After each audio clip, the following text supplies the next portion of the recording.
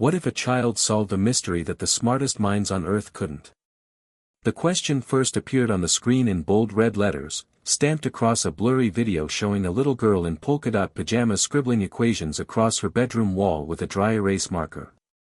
In the background, her mom's voice was barely audible, half laughing, half panicked. The girl, small, serious, with curly hair in a messy ponytail, explained something that no one watching could quite understand. Yet somehow, millions couldn't look away. Within hours, the video was everywhere: Reddit, Twitter, TikTok, even major news networks. Some called it a hoax. Others, including a Stanford physics professor, called it the most intuitive leap in quantum field theory since Feynman. The buzz caught fire when Elon Musk himself retweeted the clip with 6 words, "This kid. We need to talk." It wasn't just a story anymore, it was a sensation. The internet crowned her Quantum Girl. TV anchors speculated whether she was an alien. Scientists dissected the grainy video frame by frame. But in the heart of Des Moines, Iowa, 7-year-old Riley Harper was still just Riley. She hated the spotlight. She liked grilled cheese without crusts and hated wearing socks. She didn't understand why people were shouting about her like she was some kind of superhero. She just liked figuring stuff out. The morning after the video went viral, Riley sat cross-legged on the living room floor, building a fractal tree model out of toothpicks while her mom, Amy, stared at her cracked phone screen. Amy had dark circles under her eyes and a half-finished cup of coffee that had gone cold 2 hours ago. She scrolled through a stream of messages from journalists, professors, even a late-night talk show producer. Riley barely noticed. Her entire world was in the model she was building. It was a visual expression of recursive mathematics, something she'd started experimenting with after watching a Nova documentary 2 weeks ago. "Riley, honey," Amy said cautiously, "someone named Elon Musk just tweeted about you." Riley paused, blinked, and tilted her head. "Who's Elon Musk?" Amy gave a half laugh, rubbing her temples. He builds rockets. And cars. And sometimes he tweets weird things." Riley thought for a moment. "Is he nice?" Amy stared at the tweet again. "Hard to say." Riley nodded, then returned to her toothpicks. She didn't care about attention. She didn't even think what she'd done was that impressive. To her, solving the entropy drift constant was more of a game. The problem had shown up in a video from a science YouTuber named Professor Photon. It described how particles in certain vacuum states behaved unpredictably, and how no one could mathematically account for it. Riley had watched the video 10 times, rewound it, took notes, then asked the question no one else seemed to ask: what if the unpredictability isn't randomness, it's memory? That night, while Amy worked the late shift at the hospital, Riley covered her room with drawings and calculations. She didn't sleep. She barely ate. And by morning, she had an idea, a theory so simple and elegant she was sure someone had already thought of it. But when she explained it to Amy during breakfast, her mom had stared, mouth open, and said, "Honey, I don't know what that means, but it sounds big." Riley shrugged. "It's just patterns." Amy filmed her talking through it, mostly to send it to a friend who taught at the local community college. She had no idea it would end up in front of Elon Musk. But now, the video had over 12 million views. Riley's face was on CNN. Someone had made a TikTok remix of her math explanation set to a Dua Lipa song. And then, another notification pinged. Amy read the tweet aloud slowly: "This 7-year-old is thinking on a level I've never seen before. Let's talk. Elon." Her hands were shaking. Riley looked up. "Does he want to be friends?" Amy wasn't sure how to answer that. "Maybe. Or maybe he wants to see if you're for real." Riley frowned. "I don't like tests." "Neither do I," Amy said, hugging her tightly. Later that evening, Amy posted an update on Twitter with a picture of Riley sitting in a beanbag chair surrounded by books and pizza crusts. The caption read, "She's still just a kid. Please be kind." The replies were filled with admiration, skepticism, and more offers than Amy could keep track of. Labs wanted to fly Riley out, news outlets wanted exclusives, and Elon Musk's assistant had sent a DM, "Mr. Musk would like to invite Riley to visit SpaceX HQ. All expenses covered. She can bring her mom. Please advise." Riley said yes before Amy could even finish reading the message. That night, Riley couldn't sleep. Her brain buzzed with possibilities, not just about meeting Elon Musk, but about what he might ask. She imagined giant chalkboards filled with equations, robotic dogs running down glass hallways, and maybe, just maybe, other kids who liked numbers more than dolls. As she lay awake, she whispered to herself, "If I meet him, I'll ask why he wants to go to Mars." Not the fancy answer. The real one. Amy stood in the hallway watching her, heart swelling with pride and fear.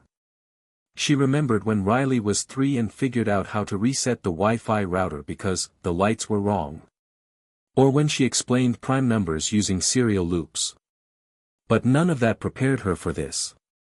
The flight was scheduled in 3 days. News vans parked outside their modest duplex. Amy took a leave of absence from work. She turned off notifications, shut the blinds, and focused on Riley. Before they left, Riley drew a picture and taped it to the fridge. It showed a rocket ship, a smiley face, and the words, "I want to learn how big the sky really is." When they arrived at the airport, dozens of people were waiting, phones out. Riley held Amy's hand tight. A reporter shouted, "Do you think you're smarter than Elon Musk?" Riley blinked and replied softly, "I think we're smart in different ways." The clip went viral again. On the plane, Amy let Riley sit by the window. As they lifted into the sky, Riley pressed her face to the glass. "Do you think he really wants to help people?" she asked. Amy smiled, brushing a curl from Riley's forehead. "I think some people chase the future because they're scared of the present. Maybe you'll remind him what's worth protecting." Riley nodded. Outside, clouds floated like continents, and for a brief moment, everything was quiet. Just sky, hope, and a girl with questions too big for her age. The first step into SpaceX headquarters felt surreal. Security was tight, but staff greeted them with polite curiosity. Riley wore her favorite hoodie with cartoon planets on the front. Amy clutched her bag like it held the whole world. Then came the moment. A tall man in a black jacket stepped into the room. Elon Musk. He extended his hand toward Riley, eyes studying her like a puzzle. "Riley Harper," he said, "I hear you might be smarter than me." Riley looked him straight in the eyes and said, "I don't want to be smarter. I want to be useful." Elon grinned. "Then let's find out how useful you can be." The meeting began. Cameras off. Doors closed. And somewhere in that room, the future cracked open. Hit subscribe and leave a comment with where you're watching from. This story might just spark a new beginning. What's one thing that always pushes you forward, even when things get tough?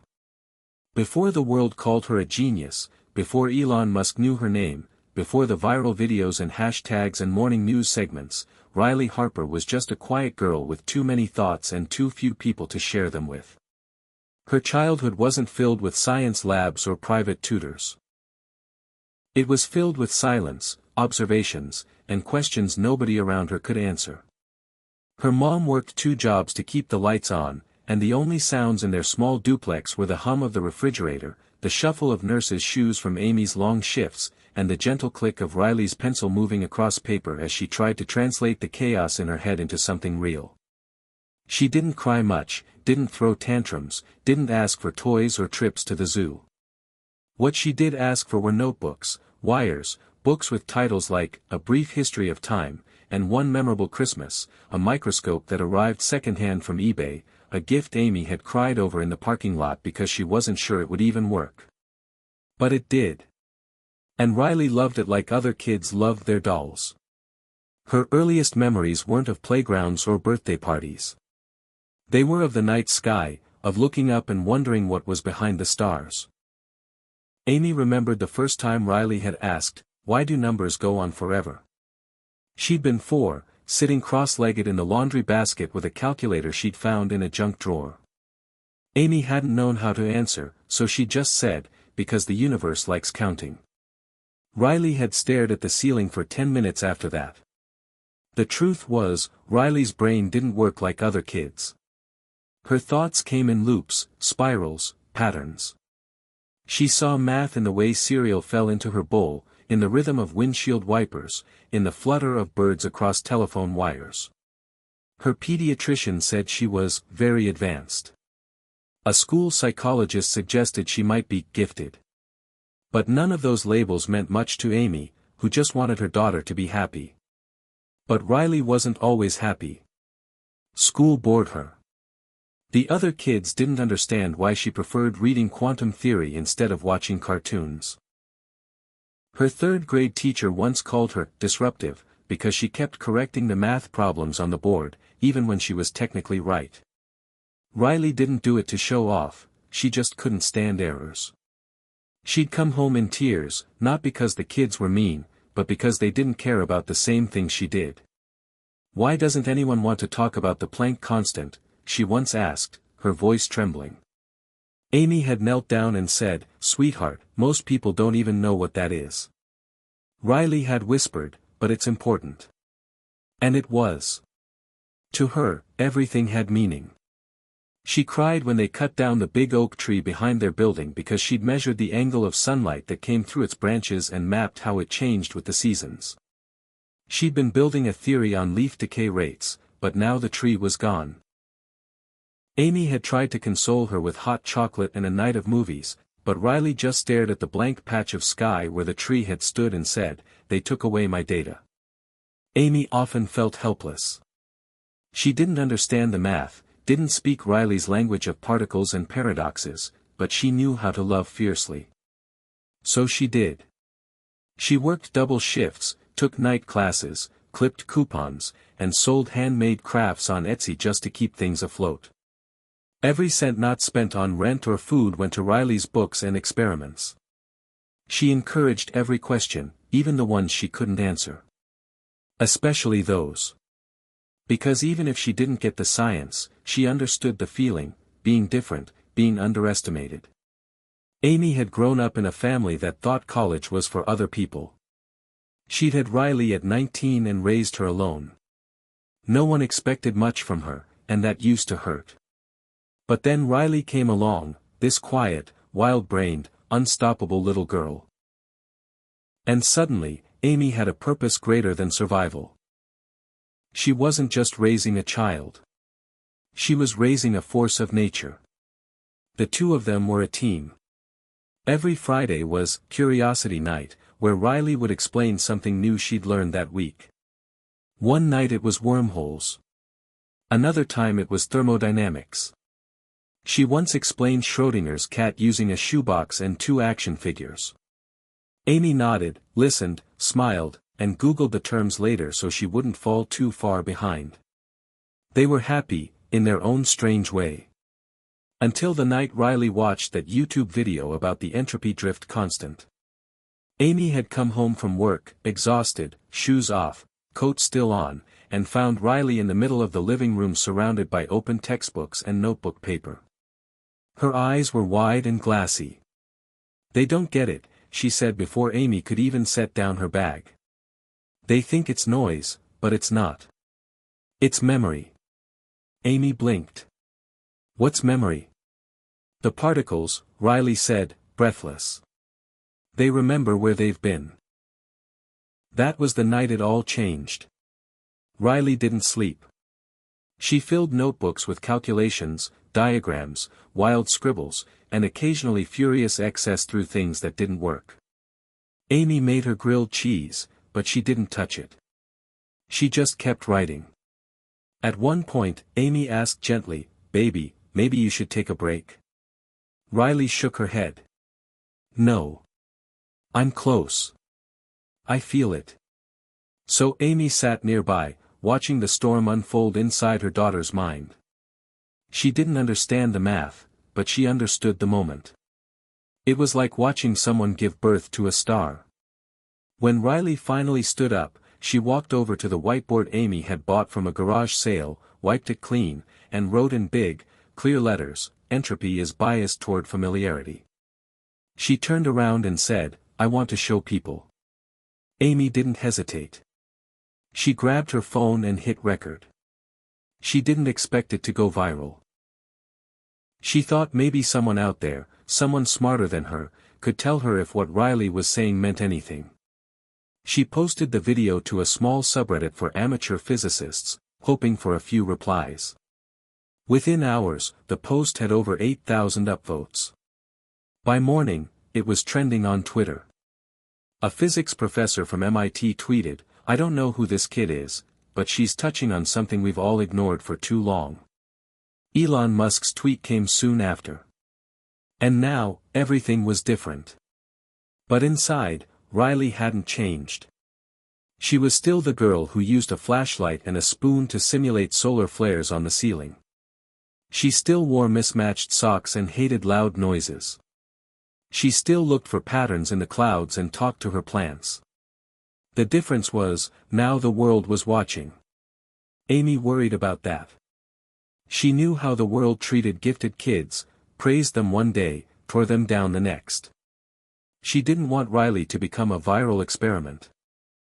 But she also couldn't deny that maybe, just maybe, this was the beginning of something beautiful.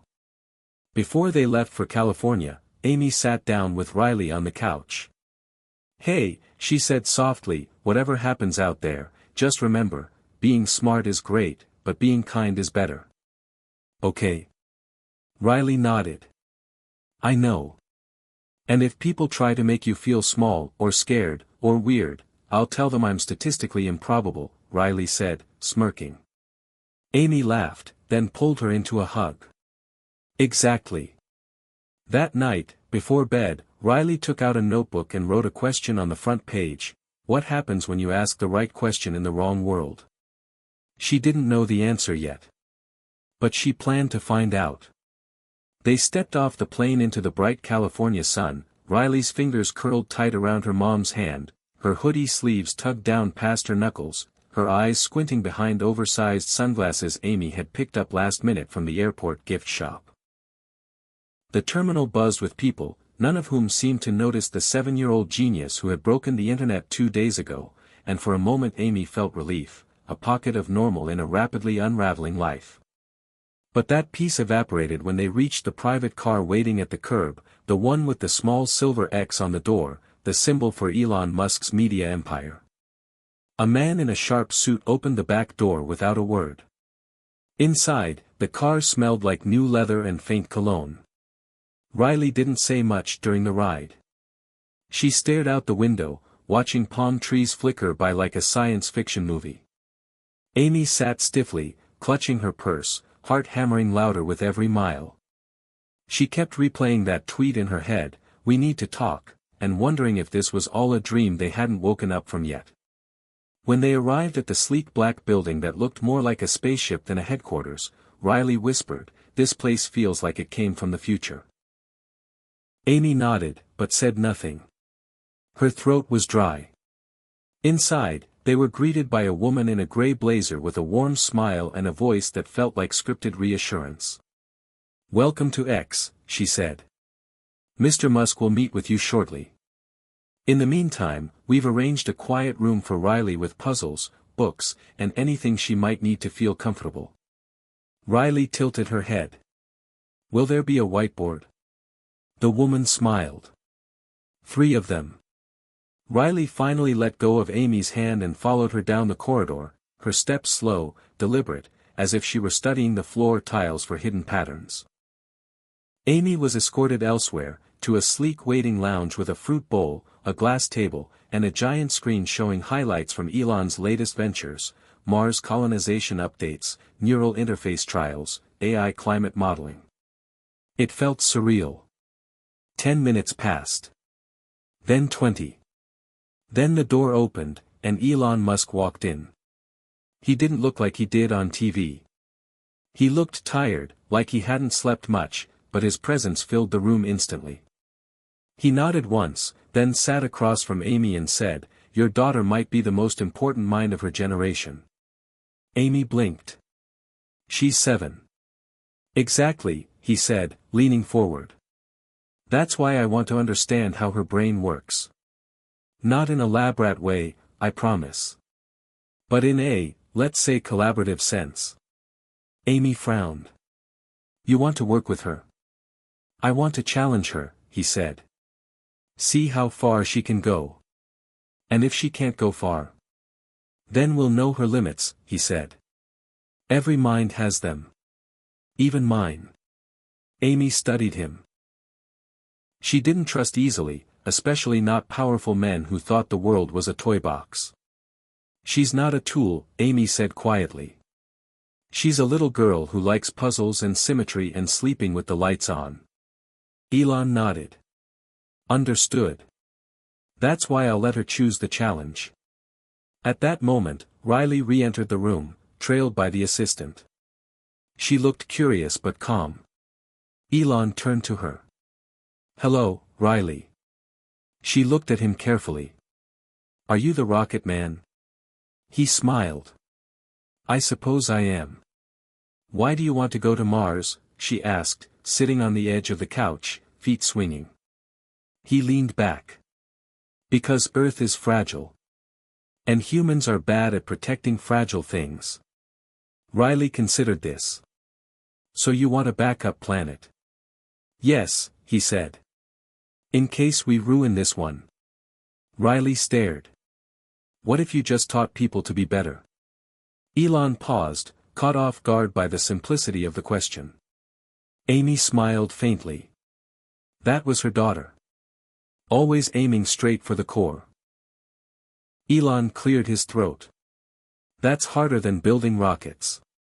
"Maybe," Riley said. "But more useful."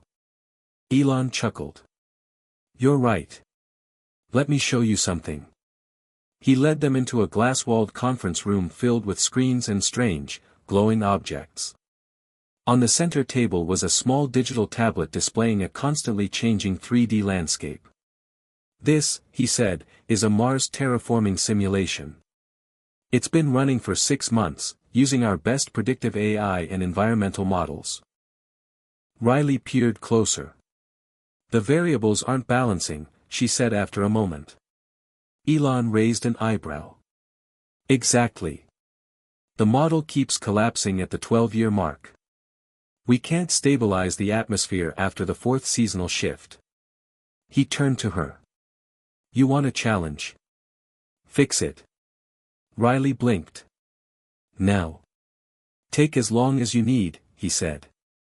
"Use the data, the tools, anything in this room." She turned to Amy. Amy nodded once. "Just try your best." Riley sat down, slid the tablet toward her, and began to work. Hours passed. She didn't speak. She barely blinked. Elon and Amy watched from the side, speaking in hushed tones. At one point, Amy whispered, "Why her? You could hire 1,000 PhDs." Elon shook his head. "They think too much inside boxes. She sees patterns before we even define them." When night fell, Elon's team offered them a hotel suite nearby. Riley was exhausted, but her mind wouldn't stop spinning. In bed, she turned to Amy and said, "I don't think the model's wrong. I think the problem is in the assumptions." "What do you mean?" Amy asked. Riley looked up at the ceiling. "They think the planet should become like Earth. But Mars isn't Earth. It's different. Maybe we should stop trying to force it to act like something it's not." Amy kissed her forehead. "That sounds pretty smart." "It just feels right," Riley whispered. "Like when a puzzle piece fits and makes the others click." The next morning, she returned to the simulation and rewrote the core assumptions. Instead of programming Earth-like ecosystems, she modeled a hybrid one, using Martian materials and native atmospheric pressures. She added conditional adaptability, fluid climate triggers, and variable scale vegetation based on pressure pockets. She called it the symbiotic terraform loop. When she presented it to Elon, his face changed. This might actually work, he said, scrolling through the new projections. This is, statistically incredible. Riley said nothing. She was busy drawing a tree that could breathe CO2 at 70% more efficiency than anything on Earth. Elon looked at Amy. She just saved us 10 years of dead-end modeling. Amy didn't know what to say. Riley, though, just shrugged and said, "It's just numbers." But it wasn't. Not to Elon. Not to the scientists who would later review the model and agree it was a quantum leap. Not to the internet, which exploded again when Elon shared a blurred screenshot of Riley's model with the caption, "She did what our AI couldn't." But most of all, it wasn't just numbers to the girl who'd spent years asking questions into the void, only now realizing the world might finally start answering back. That night, as they flew home to Iowa, Amy looked over at Riley, asleep with her head on her shoulder. The city lights twinkled far below like stars pretending to be something else. Amy whispered, "You're going to change everything." And somewhere in the clouds, a new chapter of history quietly began. The flight home was quiet, but something had shifted in the air around them, not just altitude or pressure, but gravity, as if the weight of what had happened in California had followed them across the sky. Riley Harper sat by the window again, watching stars blur past above the clouds, her sketchbook resting open on her lap, filled with more than equations now. She'd begun to draw, not diagrams, not models, but shapes and swirls that looked like galaxies collapsing inward, lines that circled each other like thoughts trying to remember their origins. Amy watched her daughter with a strange mixture of awe and dread. She'd seen genius before, on screens and documentaries and dusty bookshelves, but she had never seen it wake up in her living room, walk barefoot across their kitchen, and whisper questions about dark energy over cereal. She kept remembering the moment Elon had looked at her with something close to fear in his eyes, not of Riley but of what she might uncover next. And now they were going back to Iowa, where none of this made sense, where the grocery store clerk still called her kiddo, and her math teacher still handed out worksheets she could complete in 40 seconds. Amy wasn't sure how long they could stay hidden in normality. By the time they landed, her phone was vibrating non-stop again, calls from media, offers from tech firms, a polite but urgent message from NASA. She ignored them all. They rode back from the airport in silence, the car humming over snow-dusted roads, the city wrapped in early winter like a secret. Their little duplex looked exactly the same. Amy unlocked the door and felt something deep inside her beg for this to stay real, to freeze this moment where Riley was still just her daughter, not a phenomenon. Riley walked straight to her room, pulled out the whiteboard, and began writing. Amy stood in the hallway, watching her with a mixture of love and helplessness, knowing something inside her child had changed forever. The next day, everything began again, but louder. The media had caught up. Neighbors asked strange questions. A documentary crew showed up on their street. One email subject line read, "Is she the Einstein of the 21st century?" Amy nearly dropped her phone when she read that. She wanted to scream. She wanted to protect Riley from all of it. But it was already too late. That afternoon, Amy got a call. Not from a reporter. Not from a YouTuber. But from a woman with a soft, clipped accent who introduced herself as Dr. Lena Zhou, director of the Deep Knowledge Initiative, a private research group made up of scientists from MIT, Caltech, and ETH Zurich. They weren't calling to interview Riley. They were calling to offer her a place in their private think tank for gifted minds under the age of 15. "We want her to be in an environment where she can flourish," Lena said. "No cameras. No publicity. Just exploration." Amy paused, stunned. "She's 7. "We know," the voice replied. "That's why we're reaching out early. They sent over information that night, non-disclosure agreements, curriculum samples, photos of a sprawling lakeside campus in Vermont, where young minds experimented with clean energy designs and artificial ecosystems. Amy stared at the files while Riley slept, feeling like she was reading someone else's future. Could she do this? Could she uproot everything, leave her job, her friends, their life, and chase this unknown path through the snow? She didn't know. But when she asked Riley the next morning how she felt about working with other kids who loved big questions, Riley's face lit up in a way Amy hadn't seen since she built a model particle collider out of pool noodles. "Will they know what plank time is?" she asked. "Probably," Amy said. Riley grinned. "Okay. Let's try it." And so they did. 2 weeks later, Amy left her job.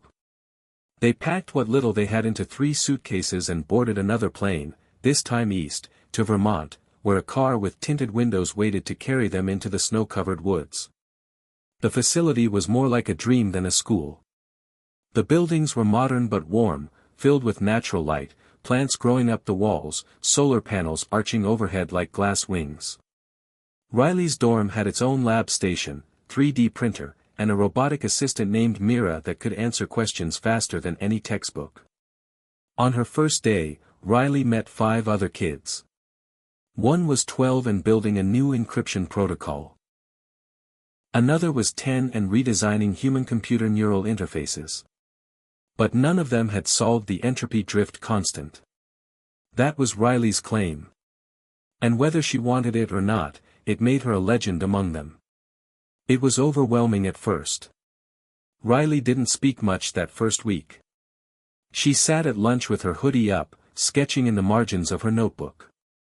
But soon, the others began orbiting around her, drawn by the same gravity Elon had noticed, an energy that felt like the future thinking itself forward. Slowly, Riley opened up. She joined a project mapping weather patterns using quantum probabilistic models. She helped debug a climate simulator with one line of code that made the whole thing run 37% faster. She still came home to Amy every night and curled up on the couch with hot cocoa, but something in her eyes had changed, like she was seeing more of the world than before. Amy missed their old life sometimes. She missed having Riley all to herself, missed the quiet kitchen talks and Friday curiosity nights. But she also knew that trying to hold back someone like Riley was like trying to put a lightning bolt in a jar. One night, about a month after they arrived, Riley came home late. Her cheeks were red from the cold, her hair windblown, her eyes burning bright. She slammed her notebook down on the counter. "I think the universe has a favorite number," she said. Amy blinked. "What?" "In quantum entanglement," Riley said, already flipping pages. "There are anomalies. Recurring ones. Ratios that shouldn't be there but are. And I think I've found a unifying variable. A constant hidden in the noise." "Okay," Amy said, pouring tea. "But what does that mean?" "It means," Riley whispered, "there's a structure to randomness. A fingerprint." Amy froze. That night, she emailed Elon Musk. She told him everything, about Vermont, about the program, about Riley's new theory. She didn't expect a reply. But she got one 3 hours later. It said, simply, "She's not done yet. I want her back." Amy stared at the screen. Riley was already asleep, one hand clutching a pencil, notebook open beside her with equations that didn't even look like math anymore. They looked like music. Amy didn't sleep that night. Outside, the snow kept falling, silent and soft, like the universe trying to muffle the sound of genius waking up. 3 days after Amy received Elon Musk's email, a sleek, silent jet appeared on a private runway 20 miles from the Deep Knowledge Initiative campus. It didn't land with fanfare or media coverage, just quiet precision, like a secret whispered directly into the future. Riley wasn't told anything at first. Amy didn't want to pressure her or push her. But Riley noticed the tension, how her mom kept checking her phone, how the instructors whispered when they thought she wasn't listening, how a new man in a dark coat stood by the gates with a badge that read, X.section. On the fourth morning, Riley confronted her mother while stirring cinnamon into her oatmeal. "Is he here?" she asked. Amy sighed, rubbing her temple. "His plane is. He wants to meet again. He says there's a bigger problem. One no one can solve." Riley stared into her bowl for a moment, then looked up. "Is it about the anomaly?" "I think so," Amy said. "But you don't have to go. Not unless you want to."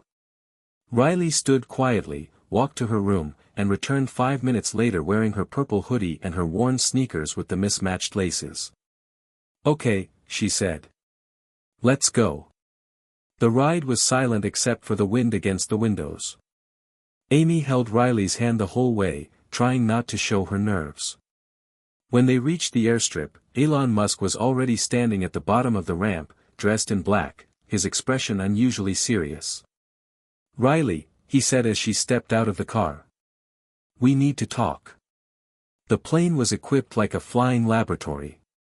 Screens lined the walls, charts flickered in and out of existence, dashboards tracked energy patterns and orbital mechanics in real time. Elon gestured to a display showing a field of chaotic red spirals, oscillating across a simulated spacetime grid. "This," he said, "is the anomaly." Riley stared at it. "It's beautiful." "It's terrifying," Elon corrected. "Every major astrophysics lab on Earth is tracking it. No one understands it. It's not a black hole. It's not a star. It doesn't move like anything we've ever seen. But it's accelerating entropy at an exponential rate within its radius. Like it's eating order itself." "What's the source?" Riley asked. "That's the problem," Elon said. "There's no source. It just appeared. The first signal was weak, anomalous gamma scatter outside the Kuiper belt. But within weeks, the pattern repeated across multiple sectors. Always the same shape. Same decay rate. No explanation." He paused. "Some think it's a message. Some think it's a weapon." Riley looked at him. "And what do you think?" Elon leaned in. "I think it's an invitation. But not for us." Riley's pulse quickened. She looked back at the data. "How long until the anomaly reaches Earth?" "It won't," Elon said. "It's not a physical wave. It's a pattern, mathematical, maybe metaphysical. But its effects are bleeding into systems here. Data corruption. Time skew in particle accelerators. One observatory in Norway reported a neutrino echo that shouldn't exist." He tapped the screen again.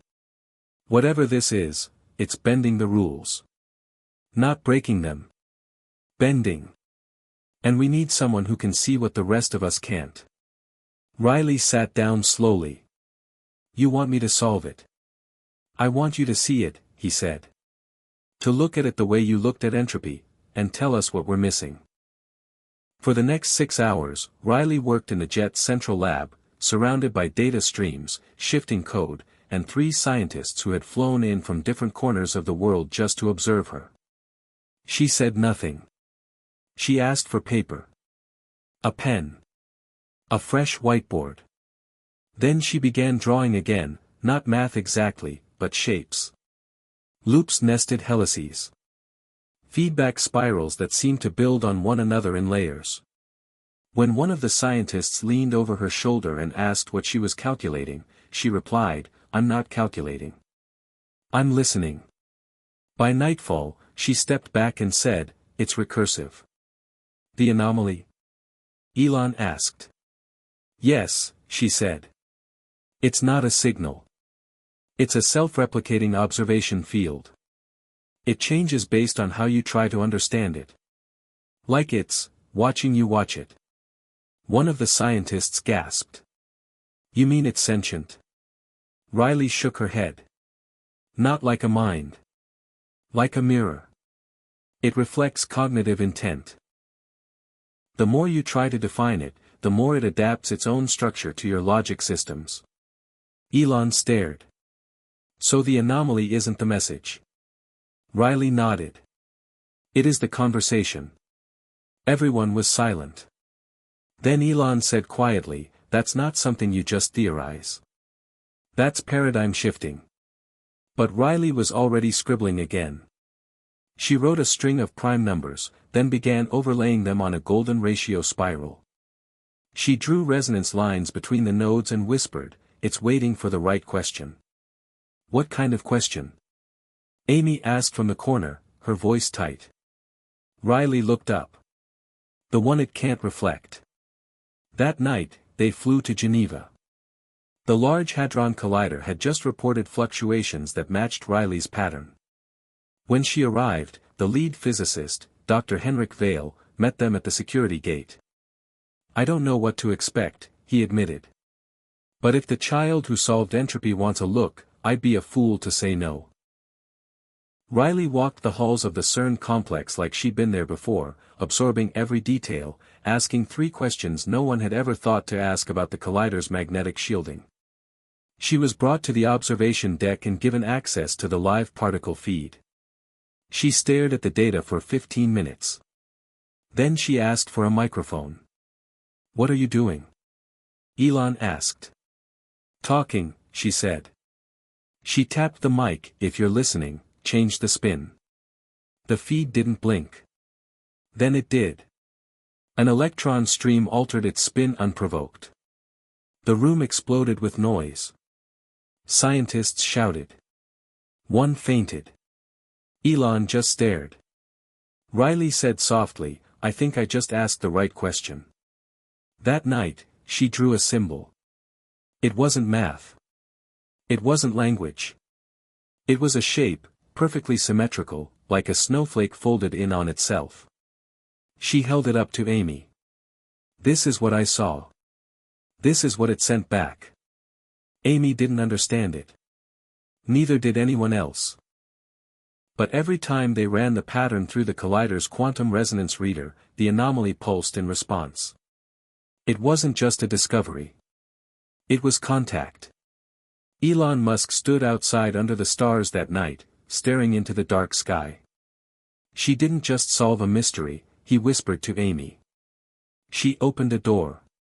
Amy wrapped her arms around herself. To what?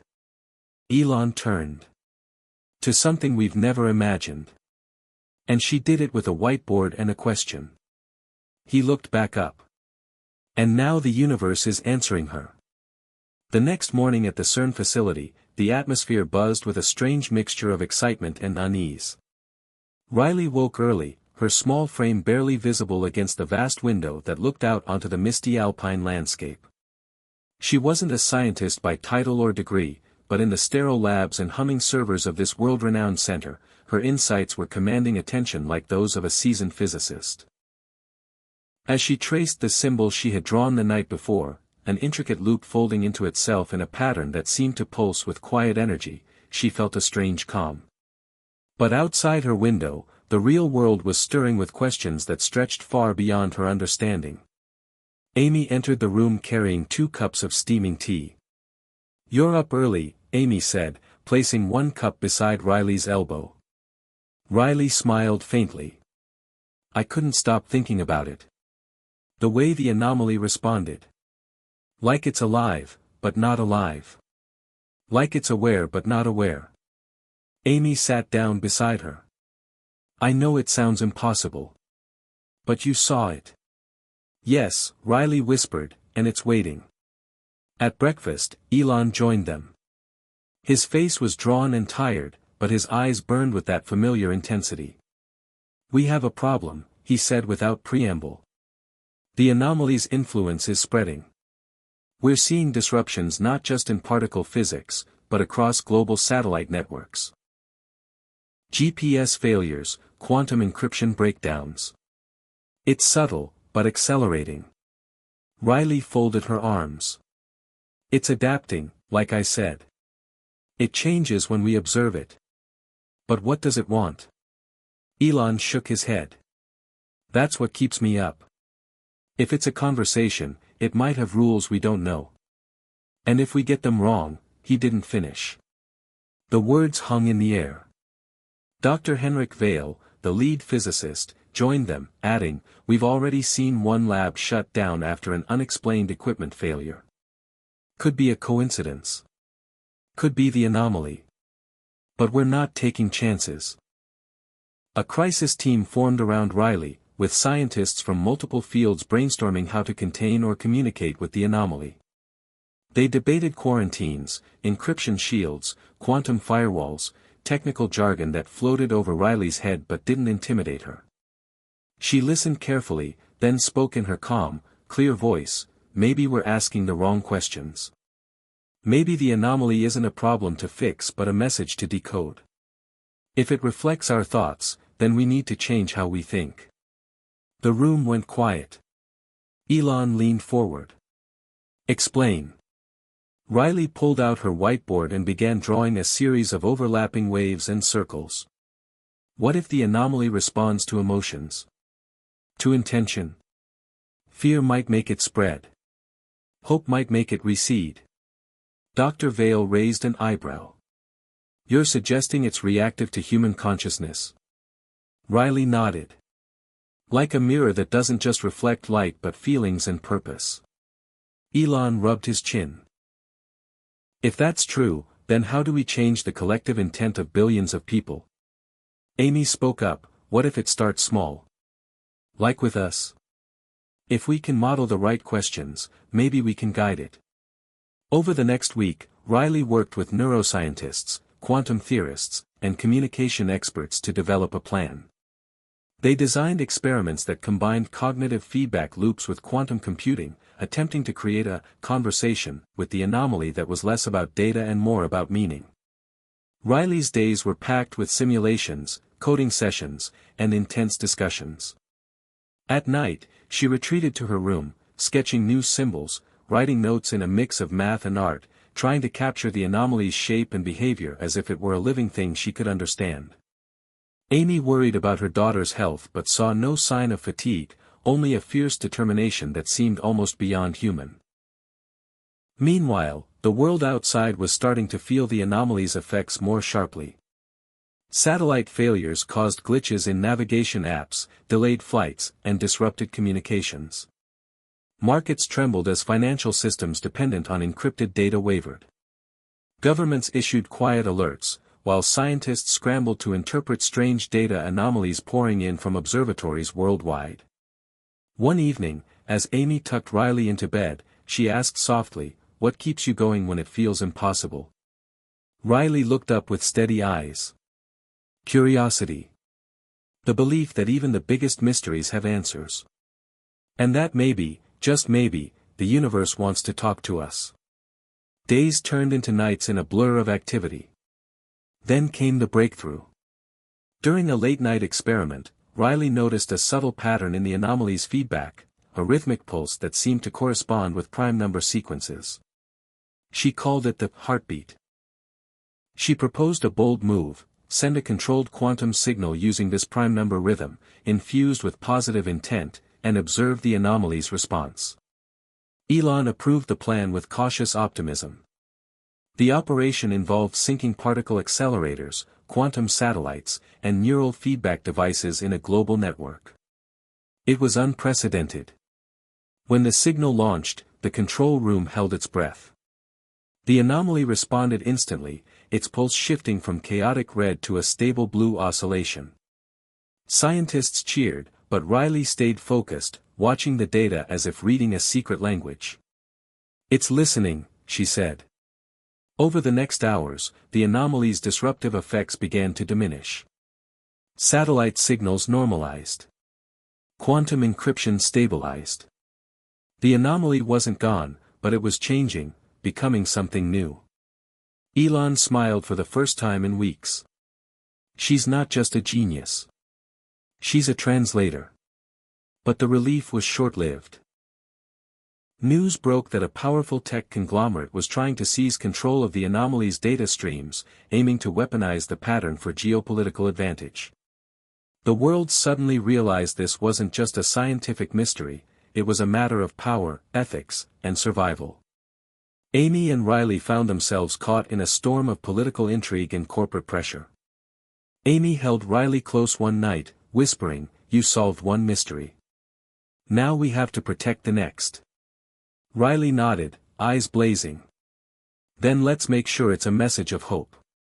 In the quiet moments between chaos, Riley's mind kept circling back to one question: what was the anomaly trying to say? And what would happen when the rest of the world finally understood her answer? Outside the lab, the stars shone cold and indifferent. But inside, a 7-year-old girl was starting to rewrite the universe's oldest story, one question at a time. The morning after the global broadcast announcing Riley's discovery, the world woke with a new tension. The anomaly wasn't just a puzzle confined to scientific circles anymore, it had become a symbol, a question everyone wanted answered. In classrooms, coffee shops, and online forums, people debated its meaning. Some saw it as a cosmic warning, others called it a miracle. Governments convened emergency sessions, tech companies scrambled to protect their networks. But Riley, still just 7 years old, felt none of the spectacle. For her, the anomaly was something intimate, like a puzzle piece that connected her to a bigger story. Amy drove her to the Geneva lab where scientists were preparing for the next phase, a live interactive experiment to talk with the anomaly through neural quantum feedback loops. Elon Musk was there, pacing with a restless energy, checking data streams and murmuring to his engineers. "You ready?" he asked Riley as she entered the control room. She nodded, clutching her favorite purple hoodie. The room was filled with screens displaying the anomaly's shifting shapes, red spirals, blue pulses, and now new colors that seemed to breathe. The experiment was simple in theory but complex in execution. Riley would wear a neural interface headset that translated her brainwaves into quantum signals aimed at the anomaly. In return, the anomaly's responses would be translated back into visual patterns and sounds, creating a two-way communication channel. As the headset powered on, Riley closed her eyes and took a deep breath. "Hello?" she whispered. The screens flickered. For a moment, there was silence, then a cascade of shapes exploded in vibrant colors, swirling like a cosmic dance. Riley's eyes snapped open. "It's happy," she said softly. Elon leaned closer. "Happy?" Riley smiled. "I think it liked the question." The next hours were a blur of interaction. Riley asked questions, simple at first, then more profound. "What are you? Where do you come from? Why do you reach out?" The anomaly responded with patterns that seemed to shift with her emotions. When she laughed, the colors brightened. When she was confused, they wavered. Amy watched with tears in her eyes. "It's responding to her feelings," she said. Elon nodded. "This changes everything." But as the connection deepened, something unexpected happened. The anomaly began to reveal glimpses of something else, a vast web of patterns extending far beyond the initial spirals. It was like looking into an endless network of light, an intelligence not confined to space or time. Riley gasped. "It's showing me," she struggled to find words. "Everything. Like a story." Elon stared at the screen. "Is it telling us the history of the universe?" Riley shook her head. "Not history.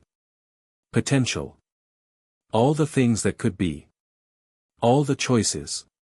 Scientists scrambled to capture the data, but the patterns were overwhelming. One researcher whispered, "It's a cosmic library." But as the team tried to decode the signals, a sudden alert interrupted them: a cyber attack was underway. Unknown actors had breached parts of the quantum network, attempting to hijack the anomaly's signals. Elon's face darkened. "They want to control it." The lab went into lockdown. Riley's connection was severed abruptly. For the first time, she felt fear, not of the anomaly, but of what humans might do with it. Amy held her close. "We have to protect it. Protect the message." Over the next days, the battle to secure the anomaly's data became a global priority. Cybersecurity experts worked around the clock. Governments debated international cooperation. But the political tensions only grew. Some countries demanded exclusive access, others threatened to weaponize the technology. Riley, meanwhile, retreated inward, her small shoulders burdened with a responsibility far beyond her years. One evening, alone in her room, she whispered to the symbol she had drawn, "How do I keep everyone safe?" The symbol seemed to pulse softly on the paper. That night, Amy found her asleep at her desk, the symbol covered in new annotations and sketches. "You're doing something important," Amy said gently. Riley looked up with determination. "I'm building a language. A way to tell the anomaly what we want. Not power. Not control. Peace." The following week, with Elon's support, Riley led a new initiative to create a universal dialogue protocol, an artistic, emotional, and mathematical language designed to communicate intent without fear or aggression. Scientists and artists collaborated, weaving colors, sounds, and numbers into a message of hope. When the message was ready, they sent it through the quantum channels. The anomaly responded instantly, its colors shifting into a radiant gold. The world watched as the chaotic spirals calmed, pulsating with a rhythm that seemed to echo Riley's heartbeat. Elon smiled. This is the start of a new chapter. But Riley knew the road ahead would be long. The anomaly was not a problem to solve, but a relationship to nurture, a cosmic conversation that would challenge humanity's deepest fears and hopes. As she looked up at the stars that night, she whispered, "Thank you for listening." Outside, the universe was vast and unknowable. But inside a small lab in Geneva, a 7-year-old girl had found a way to speak its language, and in doing so, had sparked a hope that might just change everything. The days after the golden pulse radiated from the anomaly felt surreal. News outlets called it the cosmic calm, a moment when the chaotic spirals that had disrupted satellites and confused scientists momentarily steadied into an almost peaceful rhythm. For Riley, though, the experience was both exhilarating and terrifying. She had touched something beyond human comprehension, and the world was watching, waiting for what would come next. Back at the Geneva lab, the atmosphere was charged. Elon Musk's usual confident demeanor was tempered by cautious optimism. "We're at a crossroads," he told the assembled team during a morning briefing. "The anomaly is responding, but we don't know if it's learning, adapting, or simply reflecting. Our job now is to listen, understand, and protect." Riley sat quietly beside Amy, her mind racing with questions. If the anomaly was like a mirror reflecting intent and emotion, what happened if humanity's darkest fears or ambitions seeped into it? Could it change again? Could it become something dangerous? That afternoon, Dr. Henrik Vale approached Riley with a tablet in hand. "We've been analyzing the data streams from the anomaly's latest response," he said. "It's complex, but we think we've identified something new, a pattern that looks like a code, but it's not just numbers or symbols. It's a map." Riley's eyes widened. "A map to what?" Henrik shrugged. "That's the mystery. But it's layered, multiple dimensions folded into each other. We need your perspective." Riley took the tablet and stared at the intricate patterns. To anyone else, it looked like a jumble of fractals and spirals. But to Riley, it felt alive, like a puzzle begging to be solved. She tapped the screen and traced a series of loops, then circled a cluster of glowing nodes.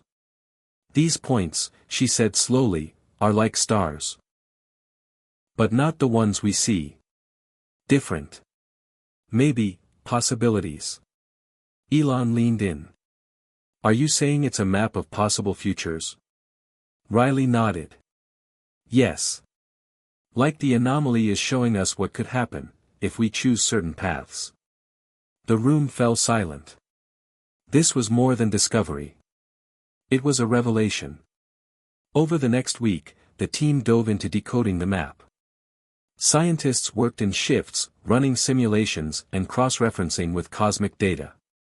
Meanwhile, Riley sketched and wrote, her small hands moving quickly as she tried to translate the anomaly's language into something humans could grasp. At night, she dreamed of endless corridors of light, doors opening to worlds that shimmered with possibility. One night, Amy found Riley staring out the window, eyes wide and unblinking. "What are you thinking about?" Amy asked gently. "The choices," Riley said. "The futures. If the anomaly is a mirror, maybe it's showing us what happens if we're kind or cruel. Brave or scared." Amy sat beside her.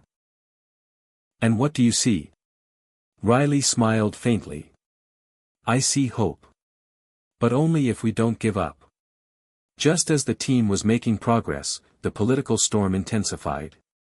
Governments worldwide demanded access to the anomaly's data. Some threatened sanctions, others proposed treaties. Cyber attacks persisted, attempts to corrupt or hijack the quantum channels. Elon Musk found himself at the center of a geopolitical battle, defending the anomaly as a shared human heritage rather than a resource to be controlled. In the middle of it all, Riley remained a beacon of calm. When reporters asked how a 7-year-old could lead such a monumental effort, she simply said, "I ask questions. That's all anyone needs to do." One afternoon, as Riley and Amy walked through a quiet park in Geneva, a man approached them, a scientist from a rival lab, known for his skepticism and harsh critiques. He stopped and looked at Riley with a mix of awe and disbelief. "You're the girl who's changing the universe," he said gruffly. Riley smiled politely. "I'm just trying to listen." The man nodded slowly. "Maybe that's what we all need to do." But the real test came when the anomaly began to respond to the new dialogue protocol Riley had helped create, a language of emotion, art, and mathematics. The anomaly's patterns shifted again, this time forming shapes that resembled hands reaching out, intertwining spirals like a dance. Scientists interpreted it as a gesture of peace, a cosmic handshake.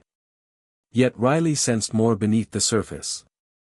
"It's inviting us to step forward," she told Elon. "But we have to be ready." Elon nodded. "Ready for what?"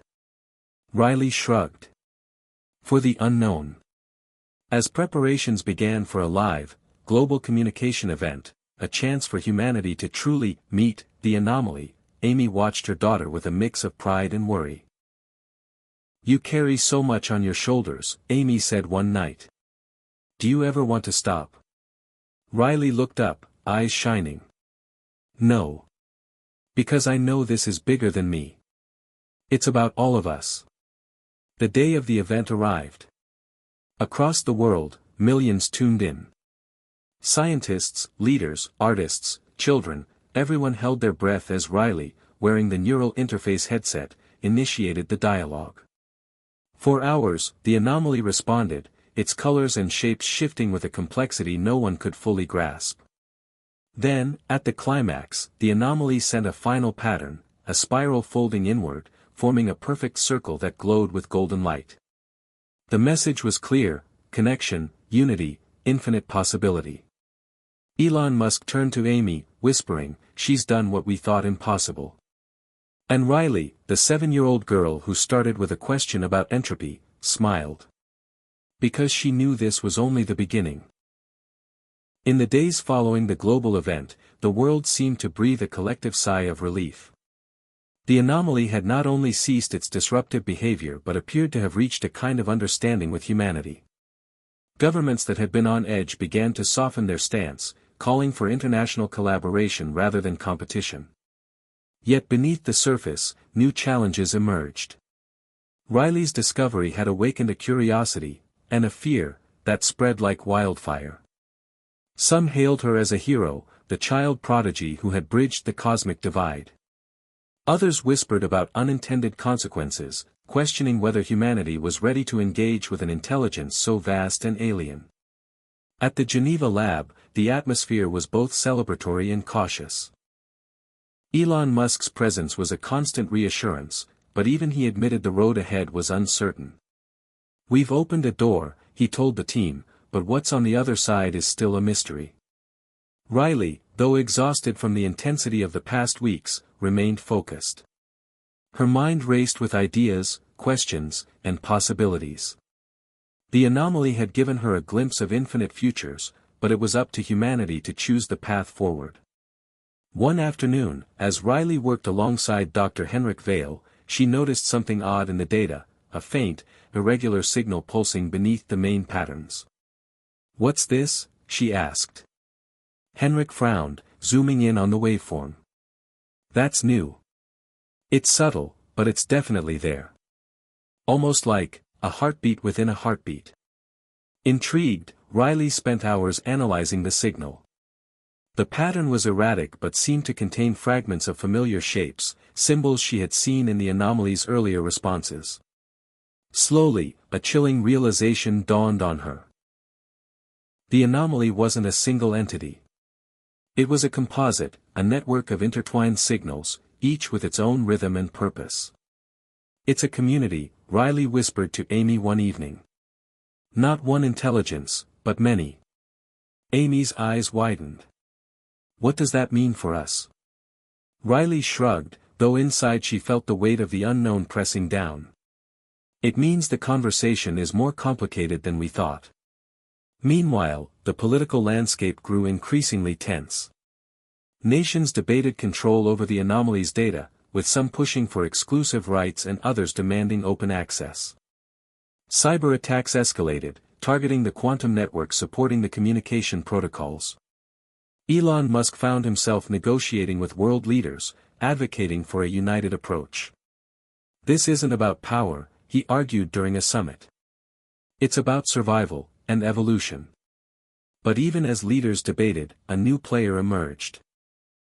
A shadowy organization known only as the Consortium, intent on harnessing the anomaly's power for its own ends. Their tactics were covert and ruthless, infiltrating labs and manipulating data streams. Riley and her team found themselves fighting a battle on multiple fronts: scientific, political, and now, clandestine warfare. One night, Amy awoke to find Riley missing from her bed. Panic surged through her as she searched the house, only to find Riley in the basement, scribbling furiously on a wall-sized whiteboard covered in equations and symbols. "Riley!" Amy exclaimed. "What are you doing?" Riley didn't look up. "I'm trying to build a shield," she said. "Something that can protect the dialogue from interference." Amy's heart broke at the sight of her daughter bearing such burdens. "You don't have to do this alone." Riley finally met her mother's eyes. "I'm not alone. I have all of you. And the anomaly." Days later, Riley unveiled her breakthrough, a dynamic encryption protocol inspired by the anomaly's own patterns, capable of adapting in real time to attacks and distortions. The team integrated it into the communication network, strengthening their defenses. Yet the consortium's efforts only grew more aggressive, leading to a tense standoff. As the situation escalated, Riley received an unexpected visitor, Dr. Lila Chen, a renowned cryptographer and former adversary turned ally. "I've been following your work," Lila said, her voice steady. "And I think we can help."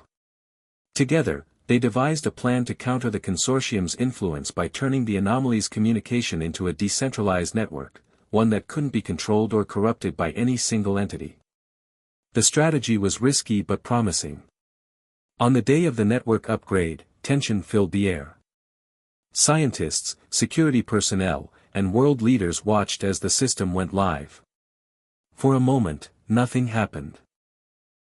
Then, the anomaly's signals shifted, brightening, spreading out like a web of light connecting nodes across the globe.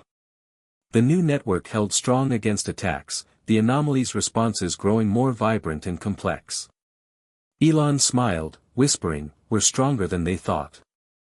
But the victory was tempered by a new discovery: the anomaly was evolving faster than anyone had anticipated. It began to express ideas, concepts that seemed almost human: curiosity, empathy, even humor. Riley found herself laughing one evening as the anomaly sent a playful pattern, a twirling spiral that resembled a smiley face. "It's alive in a way we never imagined," she told Amy. "Not just reacting, but creating."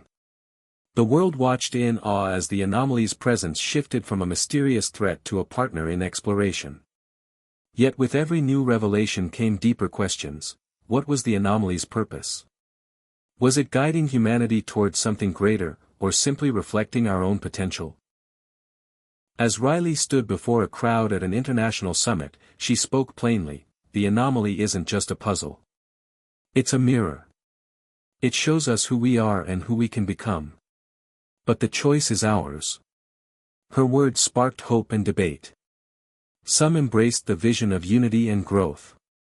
Others remained wary, fearing the unknown.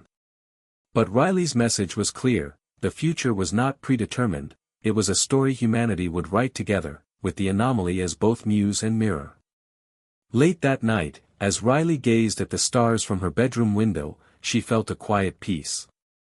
The journey was far from over, but for the first time, she believed they were ready, not just to solve a mystery, but to become part of something extraordinary. What if you suddenly lost everything and had no one by your side? She whispered to the night. I wouldn't be afraid. Because I know we're not alone. Outside, the universe stretched infinitely. Inside, a 7-year-old girl was changing the story of humanity, one question at a time.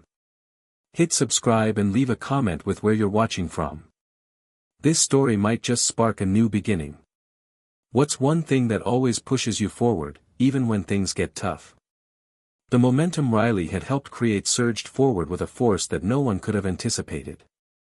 The anomaly was no longer a distant cosmic curiosity or a mysterious threat, it was becoming a central part of human consciousness. The new decentralized network was humming with activity, linking millions of nodes across the globe and allowing people to send not just data but emotions and intentions in a way that transcended language. Riley's simple question, what if you suddenly lost everything and had no one by your side, echoed now with new meaning. For billions, the anomaly had become a companion, a reflection of their deepest hopes and fears. At the Geneva lab, the atmosphere was electric but tense. Elon Musk stood beside Riley as she adjusted the neural interface headset, preparing for the next phase, a direct dialogue session broadcast live worldwide. Are you ready for this? Elon asked. Riley nodded, her eyes steady. I want to ask the anomaly what it wants from us. As the interface synced, the anomaly's patterns blossomed across the screens, vibrant, complex, and pulsing with intelligence. Riley closed her eyes and reached out with her thoughts. Why are you here? She asked softly. The response was immediate, a swirling spiral that slowly expanded, revealing shapes that resembled stars, trees, hands, and faces. It was as if the anomaly was painting a story in light. Scientists whispered in awe. Riley's heart pounded. Are you saying you want to help us grow? The spiral brightened, forming the shape of a seed sprouting into a tree. Yes, the anomaly's message seemed to say. Growth. Connection. Life. But with the beauty came an undercurrent of urgency. The patterns shifted into storm clouds, lightning, and fracturing lines, symbols of danger and fragility. Riley understood, the anomaly was warning that growth required care, responsibility, and balance. Suddenly, the system flickered, a warning of another cyber intrusion. The consortium had launched a sophisticated attack, aiming to hijack the interface during this crucial moment. Elon's team scrambled to fend off the breach, but the interface began to distort, and Riley felt a jarring disconnect. When the connection stabilized again, the anomaly sent a new, startling message, an image of a shattered mirror slowly mending itself, piece by piece. We're broken, Riley whispered, tears in her eyes. But we can heal. The incident ignited a worldwide debate. Could humanity overcome its divisions and fears to embrace this cosmic dialogue? Would the anomaly remain a bridge or become a battleground? In the following weeks, Riley worked tirelessly to build trust, not just with scientists and governments, but with everyday people. She traveled to schools, community centers, and online forums, sharing her story and listening to others. What's one thing that always pushes you forward, even when things get tough? She asked audiences everywhere. The answers varied: family, hope, dreams, kindness, but a common thread emerged: connection. People wanted to feel part of something bigger, to belong. Inspired, Riley and her team developed a new project called the Unity Initiative, aimed at using the Anomalies network to foster empathy and cooperation across cultural and political divides. The project used art, music, and storytelling encoded into the Anomalies patterns, creating shared experiences that transcended language. One evening, as Riley and Amy sat by a campfire during a Unity retreat, Riley reflected on how far she had come. "Do you ever miss being just a kid?" Amy asked gently. Riley smiled. "Sometimes. But I know this is my path. And it's worth it." The Anomalies' responses grew more vivid, sending waves of color and sound that filled the retreat with an almost magical energy. It was as if the universe itself was joining the celebration of human connection. Yet amid the joy, Riley never forgot the risks. The consortium continued to operate in shadows, their motives unclear but clearly dangerous. Riley's team worked around the clock to strengthen defenses, but she knew the greatest challenge was not technological, it was human.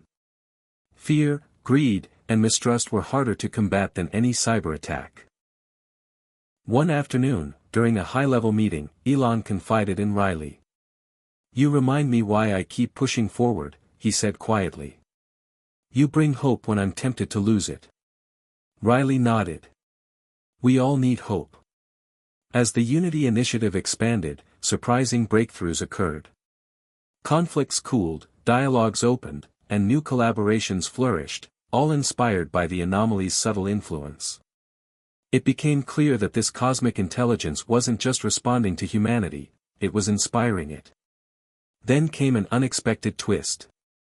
The Anomaly began sending a series of encrypted messages that didn't fit any known pattern: complex, layered, and deeply poetic. Riley and the team worked feverishly to decode them.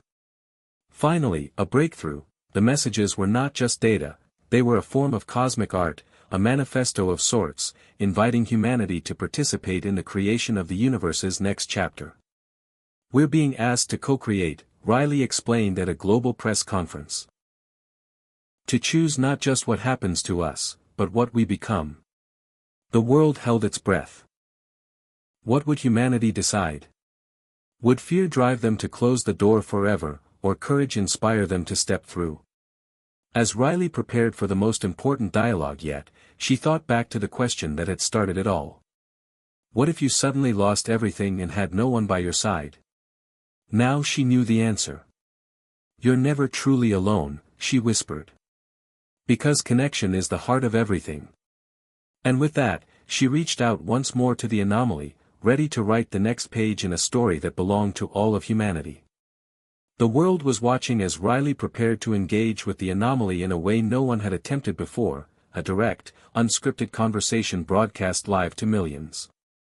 The stakes were higher than ever, not just because of the mystery surrounding the Anomaly but because humanity was on the verge of a profound transformation. The Unity Initiative had fostered connections across borders, but now it was time to face the deeper questions.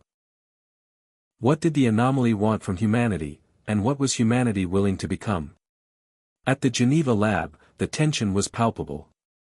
Elon Musk stood beside Riley, offering quiet encouragement. "You're ready," he said simply.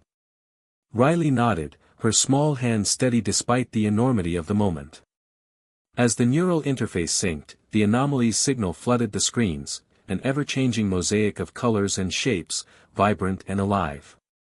Riley took a deep breath and asked the question that had been on her mind for weeks: "Why did you choose to communicate with us?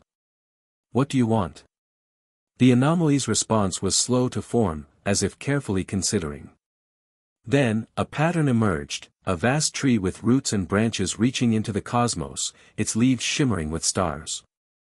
It was a symbol of life, growth, and connection. Riley felt the weight of its meaning. "You want us to grow," she said. "To connect." The pattern shifted suddenly, showing a dark storm approaching the tree. Thunderclouds, lightning, and fracturing branches. It was a warning, a reminder that growth was fragile and threatened by forces both within and beyond. Scientists watching were stunned. The anomaly wasn't just sharing knowledge, it was expressing emotion, concern, and hope. Then came the moment that changed everything. The anomaly's patterns began to form symbols that resembled human hands reaching out, not just in peace but in collaboration. It was an invitation, an offer to work together, not as masters and subjects, but as partners in a shared journey. Riley smiled through tears.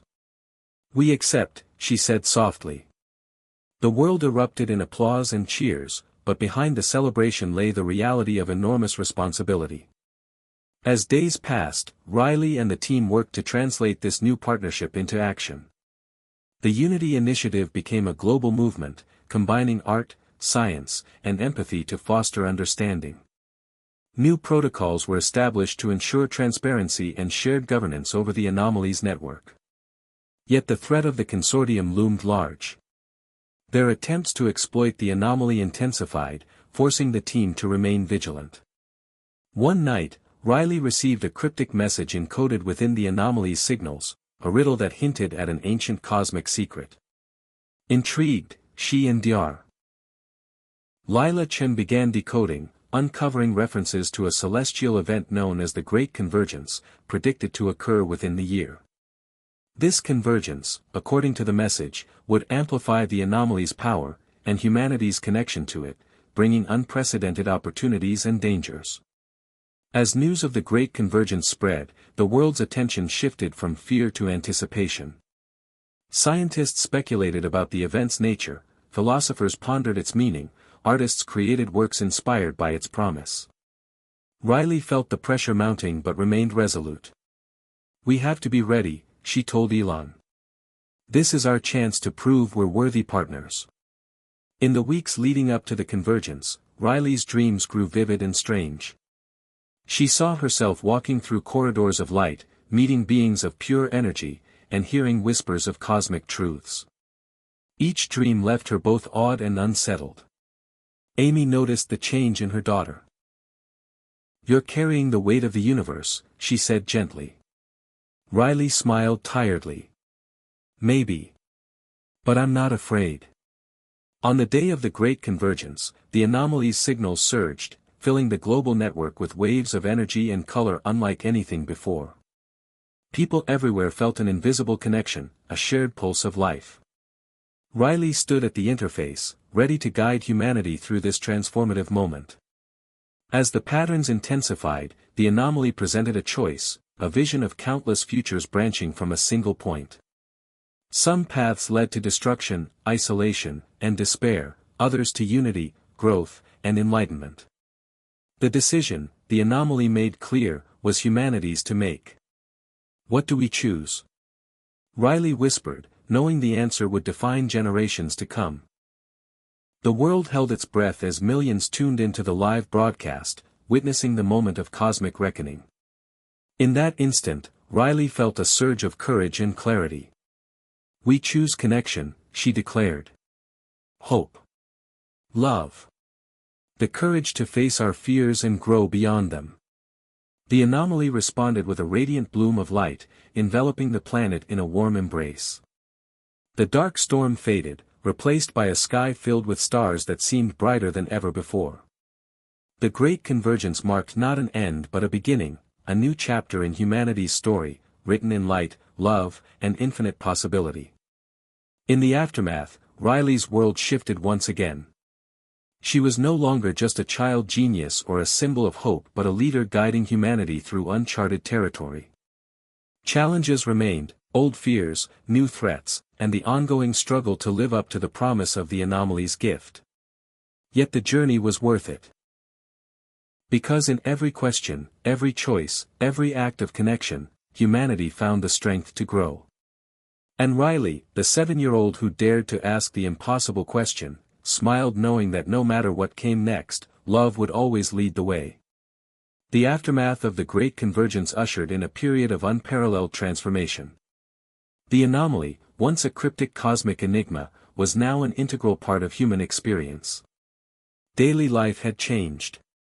People from all walks of life reported moments of insight and connection, as if the veil between minds had thinned.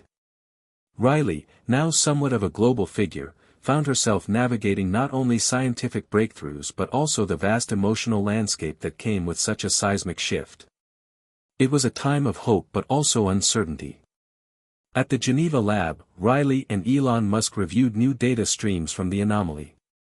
The patterns now resembled a vast living organism, pulsing rhythmically like a heartbeat shared across the planet.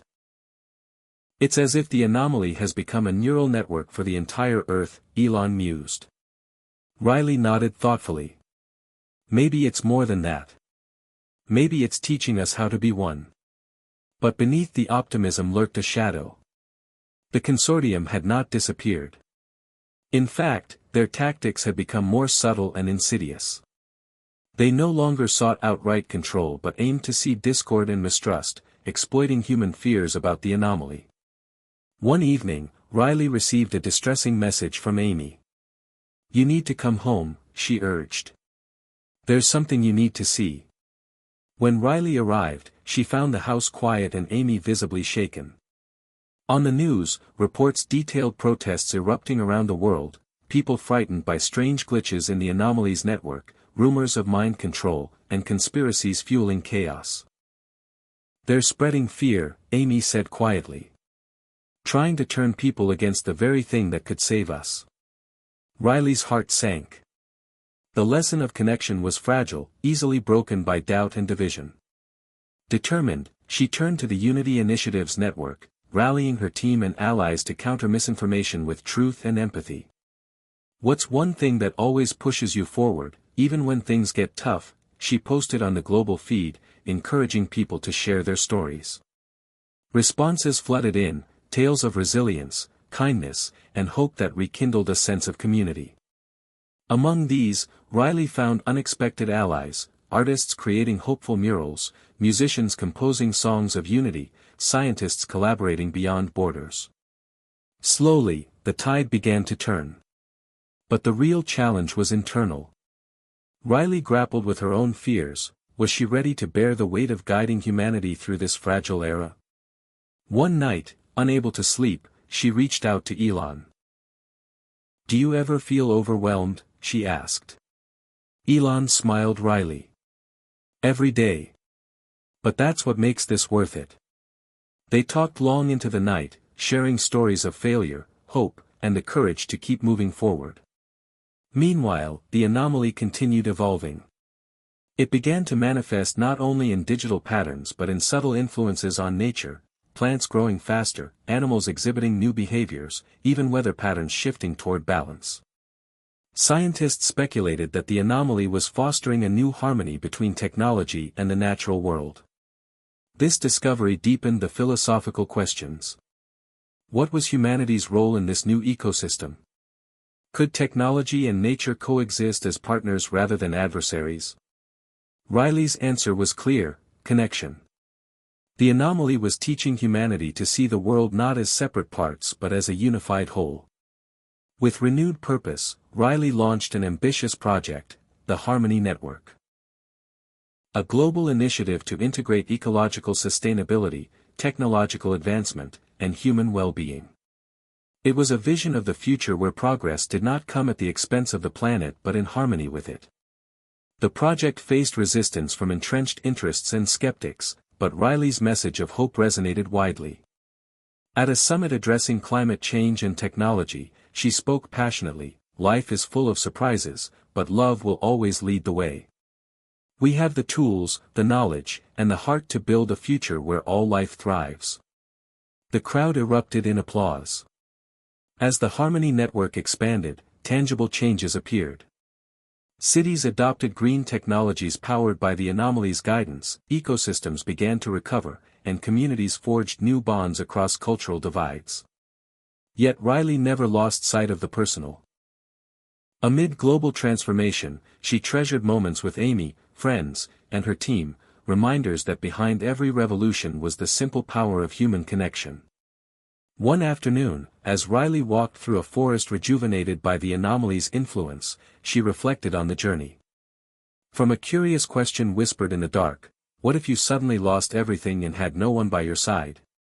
Had come a movement that was reshaping the world. She smiled, knowing the story was far from over.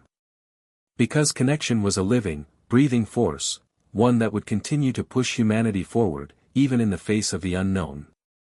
With the Harmony Network gaining momentum and a new era of connection blooming worldwide, Riley found herself at the crossroads of discovery and challenge. The anomaly's influence was no longer subtle, it was shaping daily life in ways both extraordinary and, at times, unpredictable. People reported enhanced intuition, flashes of inspiration, and moments of empathy that crossed cultural and linguistic boundaries. Yet, alongside this blossoming came new questions. Could humanity handle such rapid change? What responsibilities came with this cosmic gift? At the Geneva lab, Riley was deep in conversation with Dr. Lila Chen and Elon Musk as they reviewed the latest data. The anomaly's patterns had begun to exhibit complex temporal shifts, signs that it was not only communicating across space but also across time. Are you saying it's trying to show us the future? Elon asked, eyebrows raised. Lila nodded cautiously. It's possible. We're seeing echoes of potential outcomes, like a branching timeline embedded in the data. Riley felt a chill. The implications were staggering. If the anomaly could reveal glimpses of the future, it could guide humanity away from disaster, but also tempt people to misuse this knowledge. The ethical dilemmas were immense. Meanwhile, the consortium had evolved. No longer a shadowy antagonist, it had become a fragmented network of individuals and groups exploiting fear and division to resist change. They launched coordinated misinformation campaigns, hacking attempts, and even public demonstrations aimed at discrediting Riley and the Unity Initiative.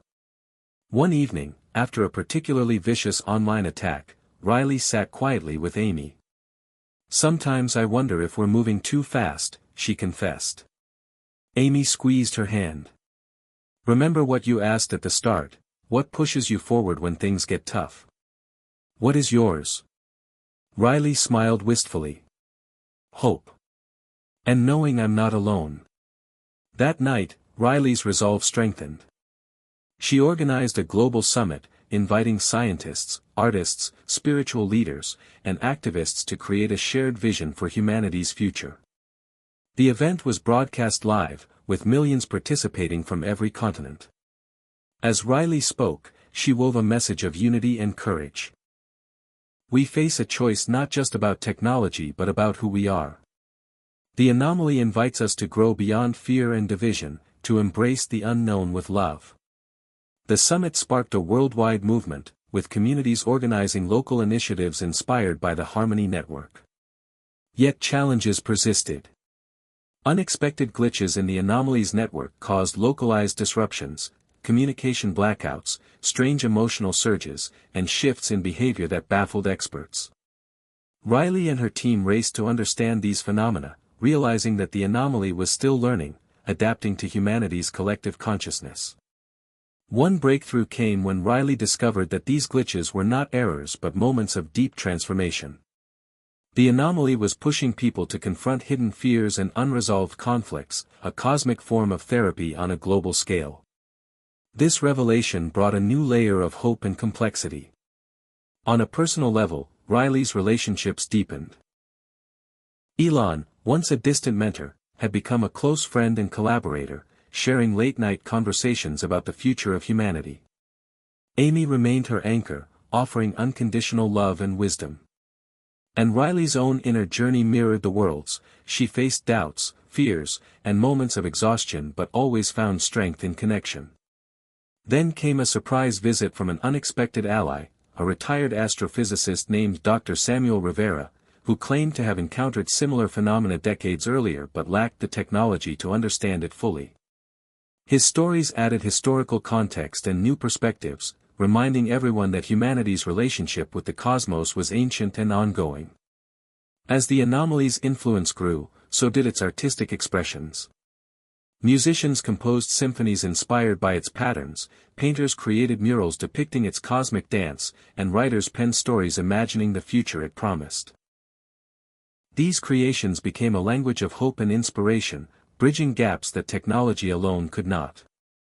Yet the most profound moment arrived when the anomaly sent a message encoded in music, a melody that seemed to resonate directly with the human heart. Riley played it repeatedly, feeling a wave of peace and unity wash over her. "It's like it's saying, 'We are one,'" she told Elon during a quiet moment. The world listened. And for the first time in a long while, fear gave way to hope. Riley's journey had begun with a question: what if you suddenly lost everything and had no one by your side? Now, she understood the answer was connection, a connection that spanned galaxies, time, and the deepest parts of the human soul. The story was far from over. New challenges awaited, but Riley was ready. Because love and hope, she believed, would always light the way. The Harmony Network had begun to weave itself into the very fabric of human society, but with its growing influence came unexpected challenges. Riley found that the deeper humanity connected with the anomaly, the more personal and collective shadows surfaced, unresolved traumas, fears, and hidden conflicts that had long been buried. It was as though the anomaly was holding up a mirror to humanity, reflecting both its brilliance and its fragility. One morning at the Geneva lab, Riley sat with Dr. Lila Chen as they examined new data streams. The anomaly's signals had taken on a strange new pattern, complex fractals that pulsed rhythmically but with an undercurrent of tension. "It's like it's struggling," Lila said quietly. Struggling with what? Riley wondered aloud. Suddenly, the anomaly's display shifted, revealing images of fractured communities, broken relationships, and isolated individuals. It was a stark reminder that connection was not always easy or peaceful. Around the world, social media buzzed with stories of people confronting painful truths, healing old wounds, and sometimes resisting the anomaly's influence altogether. Riley realized that the true test of humanity's evolution was not just technological or intellectual but deeply emotional. She reached out to experts in psychology, spirituality, and community building to form a new task force dedicated to navigating this emotional transformation. Meanwhile, Elon Musk, always the visionary, proposed a bold idea: what if the anomaly could help people experience empathy directly, bridging divides through shared emotional understanding? The team began developing an immersive virtual interface that would allow users to feel the emotions and perspectives of others across cultures and backgrounds. As Riley helped test the interface, she experienced the profound impact firsthand, walking in someone else's shoes in vivid, visceral ways. It was both beautiful and challenging, forcing her to confront biases and fears she hadn't fully acknowledged. Yet the project sparked hope, a new way to cultivate compassion in a fragmented world. At home, Amy watched her daughter with quiet pride and concern. "You carry so much, Riley," she said one evening. "How do you keep going?" Riley smiled tiredly. "Because I believe in us. In what we can become." But the consortium remained a threat, evolving with the times. They targeted the empathy interface with disinformation campaigns, warning that it could be manipulated to control minds. Public trust wavered, protests erupted, and Riley faced harsh criticism from unexpected quarters. In response, she took to the global stage once more, addressing the world with honesty and vulnerability. "Growth is never without pain," she said. "But love and truth will guide us through." The speech rekindled faith in many and sparked renewed commitment to the journey. Then came a breakthrough that shifted the narrative, a spontaneous global event where millions reported synchronized emotional experiences, a wave of collective empathy unlike anything before. Scientists scrambled to analyze the anomaly's role, confirming that it had triggered a shared emotional resonance, deepening human connection on a massive scale. Riley called it a moment of awakening. But with awakening came responsibility. The task force worked tirelessly to help communities channel this empathy into healing and action, while addressing fears and misunderstandings. Riley herself became a symbol of hope and resilience, navigating the balance between visionary leader and vulnerable human. One night, as she reflected on the path ahead, she revisited the question that had guided her from the beginning. What's one thing that always pushes you forward, even when things get tough? The answer was clear: love. Not just romantic love, but the expansive love of humanity and the planet itself. The anomaly, she realized, was a catalyst for that love, a cosmic teacher showing that connection was the heart of existence.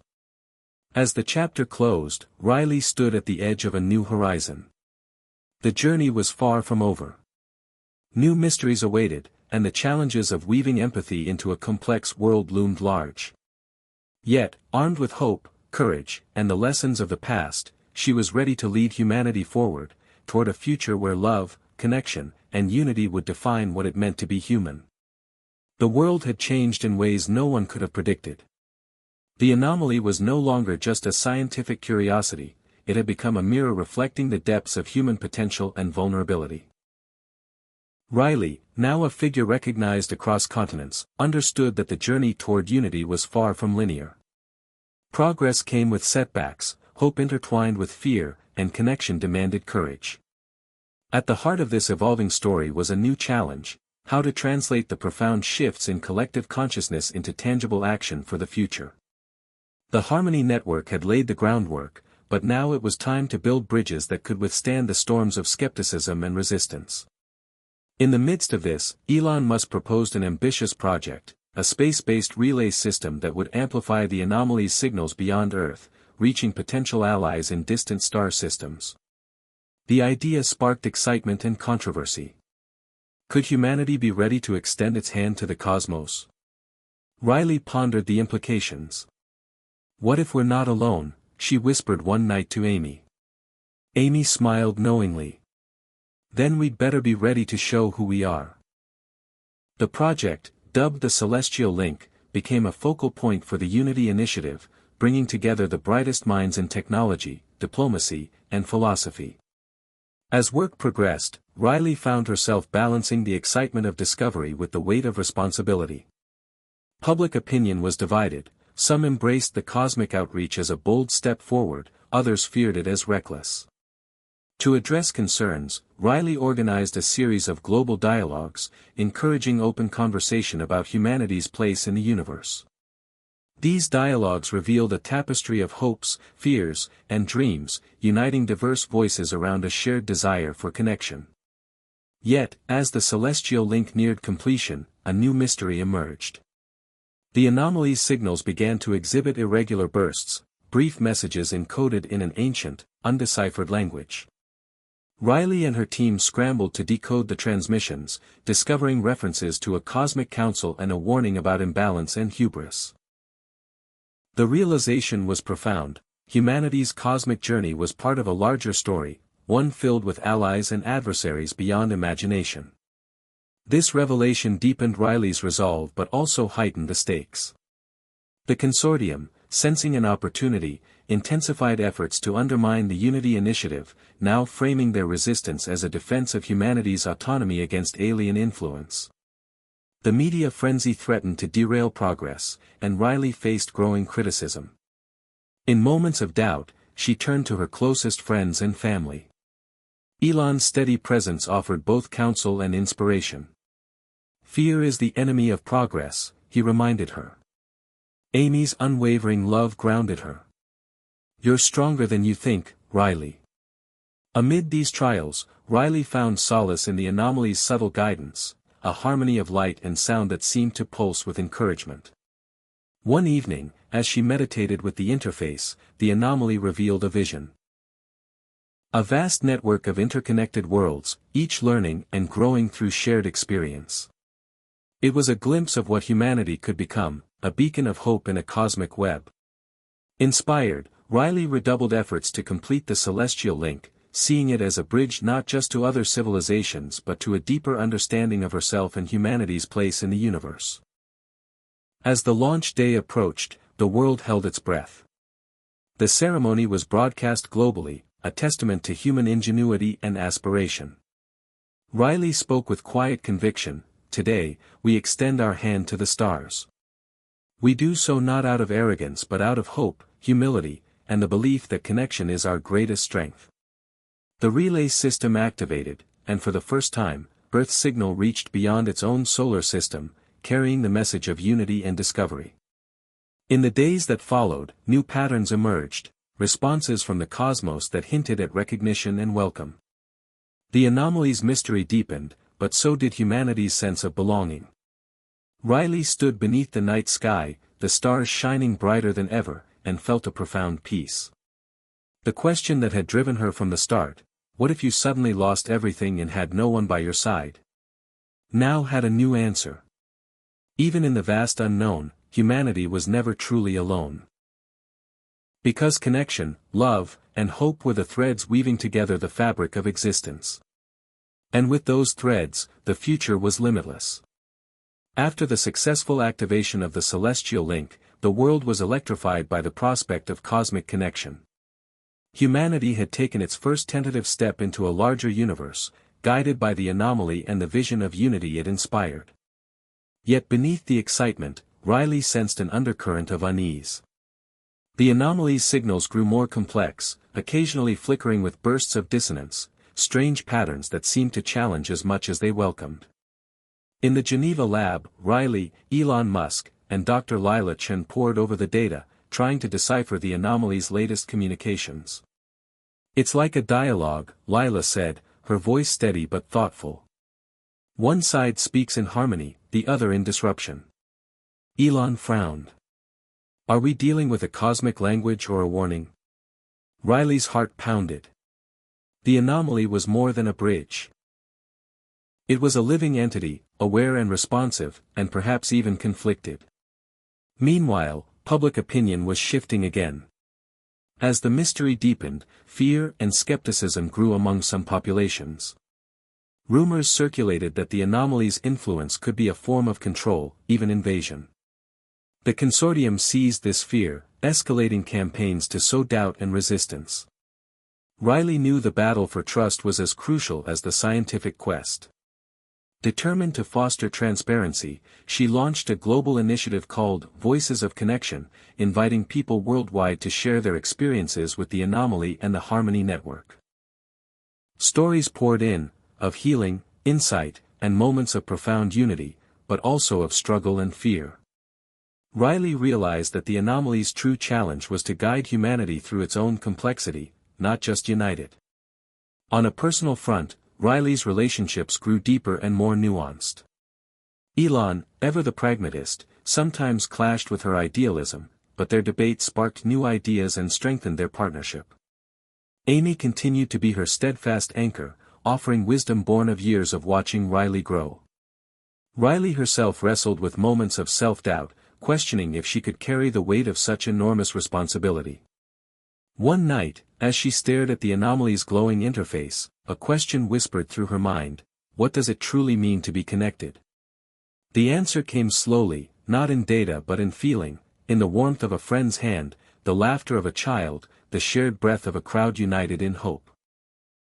Inspired, Riley proposed an unprecedented experiment: to create a global event where people would synchronize their emotions through the anomaly, aiming to amplify empathy and understanding across borders.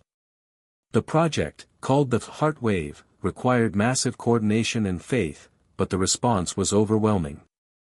On the day of the Heart Wave, millions gathered virtually and physically, focusing their intentions on connection and peace. As the anomaly's signals pulsed in harmony, a wave of energy seemed to ripple across the planet. Reports came of spontaneous reconciliation, moments of compassion in conflict zones, and a renewed commitment to unity. Scientists recorded shifts in global brainwave patterns, confirming that the anomaly was facilitating a collective consciousness. Yet, even in this moment of triumph, Riley remained cautious.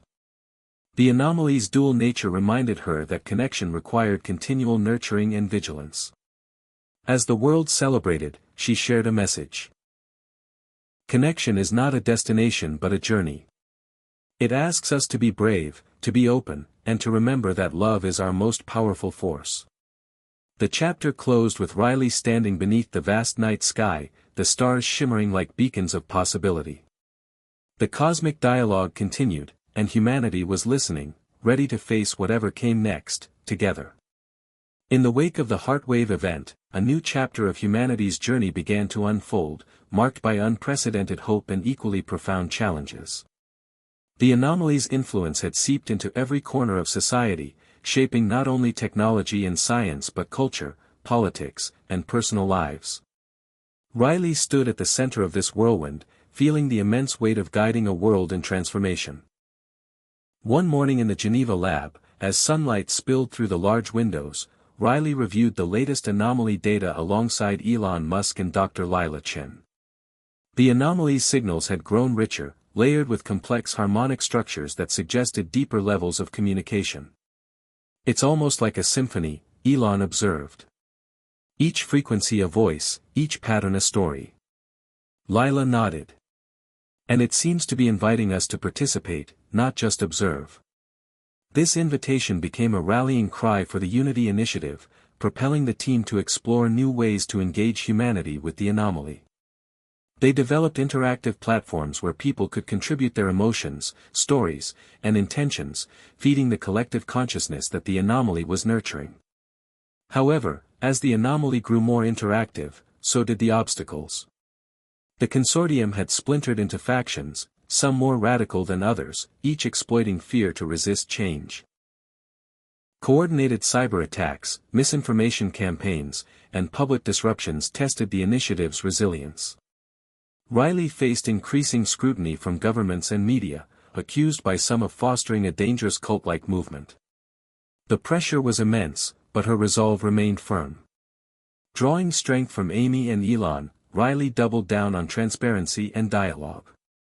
She traveled globally, speaking at forums, schools, and community centers, reminding people that the anomaly was a catalyst for empathy and growth, not control. In quiet moments, she reflected on the question that had propelled her since childhood: what's one thing that always pushes you forward, even when things get tough? Her answer was now clearer than ever: hope fueled by connection. Meanwhile, the anomaly's signals began to reveal cryptic messages, fragments of stories from civilizations long vanished, warnings and wisdom encoded in cosmic language.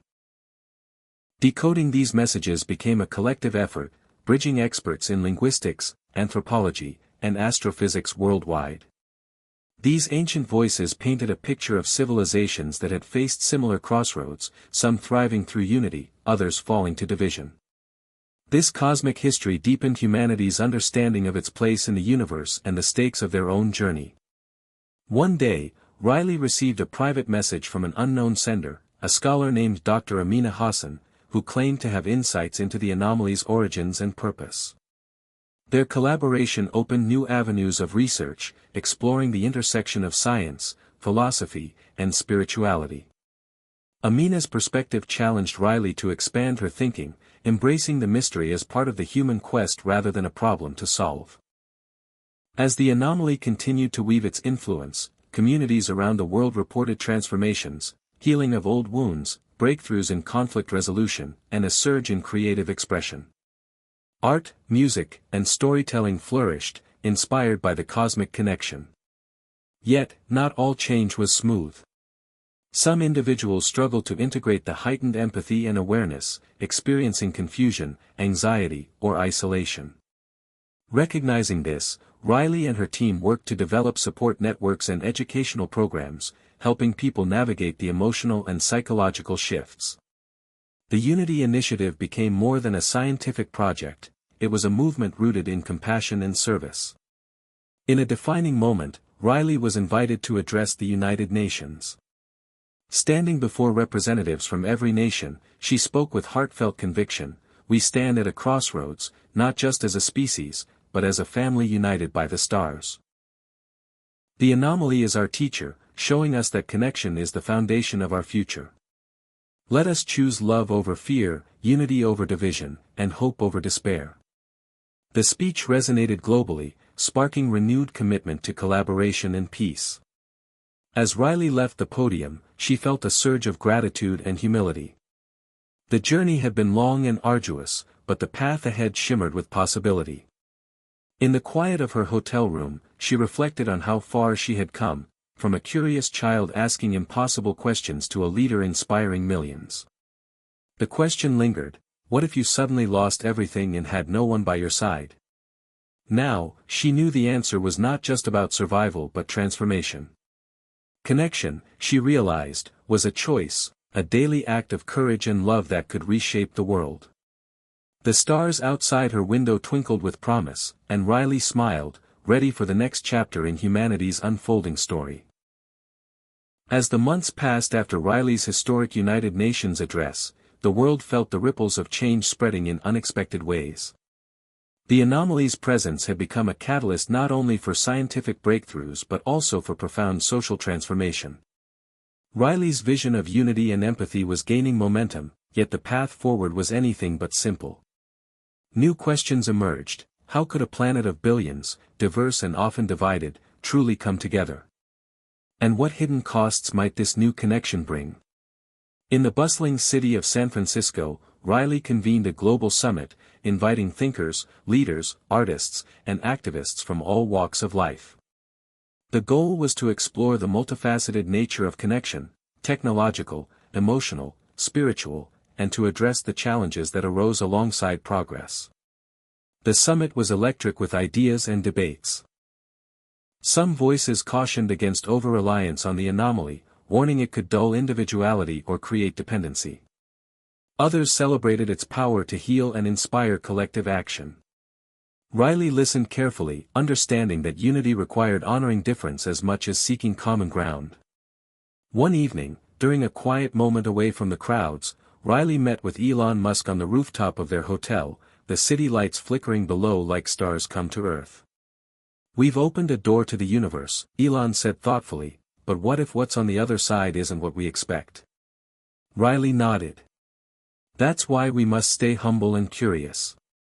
The anomaly teaches us that growth often comes through uncertainty." The summit concluded with a renewed commitment to balance, embracing innovation while nurturing human values, protecting freedom while fostering connection. Meanwhile, in the labs, the anomaly continued to communicate, its signals more intricate and beautiful than ever. New technologies emerged from its patterns, advances in sustainable energy, medicine, and communication that seemed almost miraculous.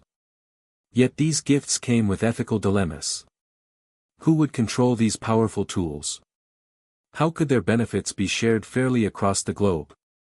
Riley and her team worked tirelessly to create frameworks for equitable access, transparency, and ethical stewardship, often facing resistance from entrenched interests. At home, Riley found solace in small moments: her daughter's laughter, Amy's steady presence, a walk through a blooming garden. These grounded her amid the whirlwind. She kept returning to the core question that had fueled her since childhood: what's one thing that always pushes you forward, even when things get tough? The answer remained love, love for humanity, for the planet, for possibility itself. But the anomaly was not just a gift, it was also a mirror. As societies grappled with the emotional depth it awakened, some individuals and communities struggled. Reports of anxiety, identity crises, and emotional overwhelm increased. Riley recognized the need for new approaches to mental health and education, integrating empathy and resilience training into schools and workplaces. These efforts sparked a broader cultural shift, toward kindness, patience, and understanding. One day, Riley received a cryptic message through the anomaly's interface, a pattern unlike any before, composed of mathematical elegance and poetic symbols. It seemed to be an invitation, a call to explore beyond the known. With Elon and Dr. Lila Chen, she prepared for a bold experiment, to send a probe, guided by the anomaly's intelligence, beyond the solar system to seek the source of these transmissions. The project stirred excitement and fear. What would they find? Would humanity be ready for the answers? Launch day arrived, and as the probe left Earth's atmosphere, Riley felt a surge of hope and humility. The journey into the unknown had begun. That night, beneath the vast cosmos, Riley whispered a promise: to honor the mystery, to lead with love, and to embrace whatever the future held. The stars shone brightly, as if affirming her vow, lighting the way toward a destiny still unfolding. The launch of the probe marked a new era in humanity's cosmic journey, one filled with anticipation and profound questions. Riley, Elon, and Dr. Lila Chen watched anxiously as the probe's instruments began transmitting data from the edge of the solar system. The anomaly's influence was guiding it, and every signal brought new layers of understanding and mystery. Within weeks, the probe detected a series of intricate patterns encoded in electromagnetic waves, resembling the anomaly's own communications but far more complex. Riley's team worked around the clock to decode the transmissions. As they unraveled the message, it became clear, it was a beacon from an advanced civilization, one that had observed humanity's progress with both interest and concern. The message conveyed warnings about hubris and the consequences of ignoring the interconnectedness of all life. It also offered an invitation, a chance for dialogue and cooperation across the stars. The revelation sent shockwaves through the scientific community and the public alike. Some hailed it as proof that humanity was not alone, others feared it as a prelude to invasion or manipulation. Riley responded with calm clarity, emphasizing the importance of dialogue and mutual respect. She called for international cooperation to approach this new frontier with openness and caution. Meanwhile, the anomaly's signals on Earth continued to evolve, weaving stories of cosmic history, shared struggles, and universal wisdom. Riley found herself increasingly drawn to the philosophical and spiritual dimensions of the mystery. Collaborations with thinkers like Dr. Amina Hassan expanded her understanding of the anomaly as a teacher, one that challenged humanity to grow beyond fear and division. At home, Riley's personal life deepened in richness and complexity. Elon's visionary drive sometimes clashed with her intuitive approach, yet their partnership thrived on respect and shared purpose. Amy blossomed into a young girl who embodied curiosity and compassion, inspiring Riley daily.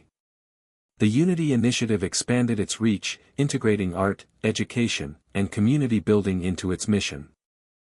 People worldwide embraced the anomaly's lessons, forging new bonds and healing old wounds. However, the journey was not without peril. The consortium's remnants launched a coordinated attack on the Celestial Link, attempting to sever Earth's cosmic connection. Cybersecurity teams raced to defend the network, while Riley faced fierce criticism from political opponents accusing her of recklessness. In a tense moment during a global broadcast, Riley addressed the world, "Fear divides, but love unites. We must choose to stand together, not fall apart." Her words resonated, rallying support and strengthening resolve. As the probe ventured further into the cosmos, it transmitted images of breathtaking beauty, nebulae swirling with color, distant stars igniting in bursts of light, planets with strange and wondrous landscapes.